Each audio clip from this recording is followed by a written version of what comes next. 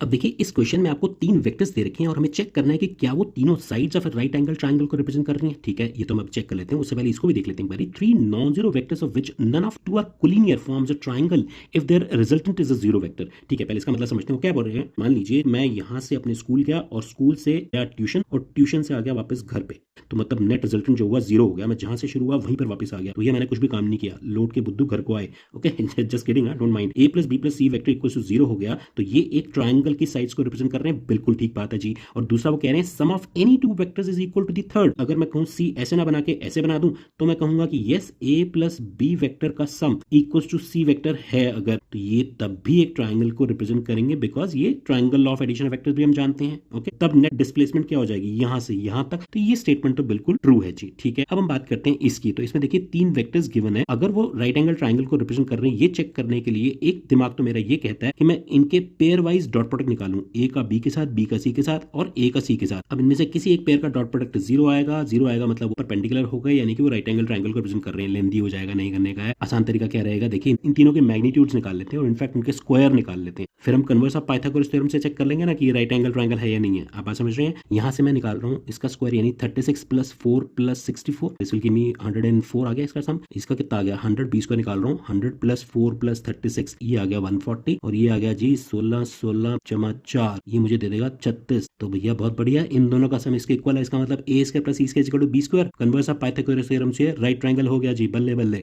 इसका मतलब ये दोनों स्टेटमेंट्स ट्रू हैं, बट क्या ये इसकी एक्सप्लेनेशन है जी? नहीं, ये तो हमने ट्रायंगल की बात करी थी, राइट ट्रायंगल की बात नहीं करी। राइट ट्रायंगल के लिए तो मुझे converse of Pythagoras theorem use करना पड़ा, या मैं डॉट प्रोडक्ट यूज करता, तो ये रीजन तो नहीं हुआ। सो बी इज द आंसर। ध्यान दीजिए, अगर यहाँ पर लिखा जाता that these represent the sides of A triangle, तो मैं बोल सकता था कि यस, फिर ये इसका रीजन हो जाता। क्यों? क्योंकि उस केस में मैं बोलता कि ए प्लस सी का सम बी के इक्वल आ रहा है, तो इसका मतलब ये इसकी वजह से ट्रायंगल को रिप्रेजेंट कर रहे हैं, तो उस केस में हमारा आंसर ए हो जाता। See in the next question, take care, bye bye.